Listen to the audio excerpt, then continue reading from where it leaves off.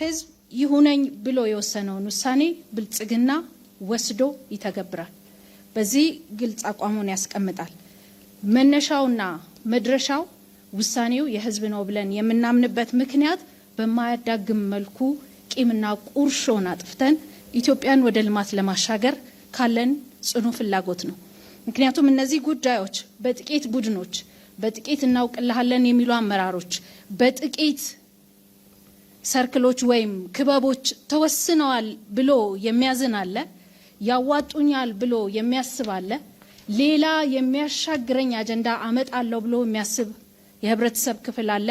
እውነተኛ ህብረ ብሔራዊ ፌዴራሊዝም መተግበራችን አንዱ ማሳያ እነዚህን ህዝባዊ መሰረት ያላቸውን ጥያቄዎች ከልዩ ፍላጎት ወይም ከልዩ አጀንዳ ለይቶ ህዝብ በራሱ እንዲወስን በገለልተኛ ኮሚሽን እንዲወሰን ያስቀመጠበት አቋም ነው።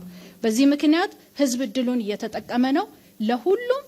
ለሁሉም ጫፍና ጫፍ ለረገጡ ፓርቲዎችም ይሄ እድሉ ተፈጥሯል። ስለዚህ እዛ ላይ በጋራ ቁጭ ብለው የሚያወጡት ውሳኔ እና የህዝብ የበላይነት ቦታውን ይዞ ይፈጸማል የሚል ጽኑ አቋም አለው ብልጽግና።